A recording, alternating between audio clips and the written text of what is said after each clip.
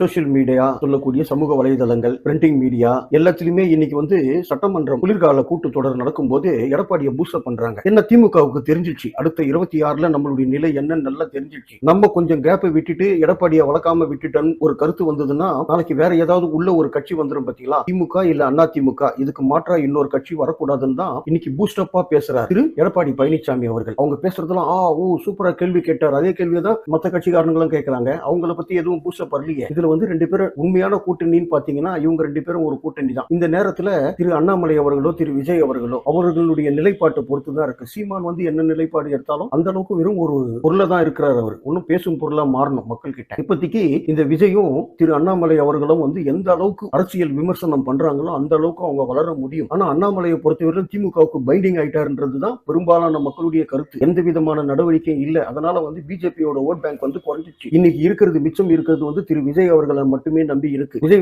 கொள்ளையடிக்கல ஒன்றும் பண்ணலன்றதுதான் மக்களுடைய பேசுறாங்க. புதுசா வந்திருக்காங்க திரு எடப்பாடியும் திரு மு.க. ஸ்டாலின் அவர்களும் கூட்டணி என்பது இதுல தெரியுது. மத்த கட்சியெல்லாம் பூஸ்டப் பண்ண மாட்டேன்றாங்க. எடப்பாடி சூப்பர் எடப்பாடி சூப்பர்னுவாங்க. திடீர்னு இந்த கூட்டத்தொடர் முடிஞ்ச பிறகு எடப்பாடி டவுன் டவுன்னுவாங்க. பிஜேபியோட நிலைப்பாடு முடிஞ்சதுதான் தமிழ்நாட்டை பொறுத்த வரைக்கும். இப்போ திரு விஜய் அவர்கள் இந்த நேரத்துல தினமும் ஒரு அறிக்கை கொடுக்கணும். அப்பதான் அவங்க வளர முடியும். எல்லா கட்சியுமே தன்னுடைய நிலைப்பாட்டுல ரொம்ப ஸ்ட்ராங்கா குறியா இருந்தாதான் அடுத்த கட்டத்துக்கு நம்ம போக முடியும். ஆனா உண்மையிலேயே நீங்க பாருங்க, திமுக இல்லைன்னா அண்ணா திமுக, அண்ணா திமுக இல்லைன்னா திமுக, ஏதாவது ஒரு நடவடிக்கை இருக்கா யார் மேலேயாவது? ஒண்ணுமே எனக்கு தெரிஞ்சு எந்த ஒரு நடவடிக்கையுமே கிடையாது. அப்படியே வலிச்சுட்டு போகுது. இந்த ஸ்கூல் பசங்க சிவிங்கன் சாட்டுன்னு போற மாதிரியே போகுதே தவிர ஒண்ணுமே ஒரு சுறுசுறுப்பே இல்ல. மாற்றுக்கு மாற்றுன்னு தான் சொல்றாங்க. இவங்க ரெண்டு பேரையும் மாத்திட்டு இன்னொருத்தவங்க வரணும்ன்றதுதான் 26ல மக்களுடைய கணக்கு. மக்களுடைய கணக்கு தப்பாக போதா இல்ல அரசியல்வாதிகளோட கணக்கு தப்பாக போதான்னு சொல்லிட்டு ரொம்ப விரைவிலேயே நம்ம பார்க்கக்கூடிய ஒரு சூழ்நிலை வரும். அடுத்து ஒரு நல்ல பதிவில் நான் உங்களை மீண்டும் சந்திக்கிறேன். நன்றி, வணக்கம்.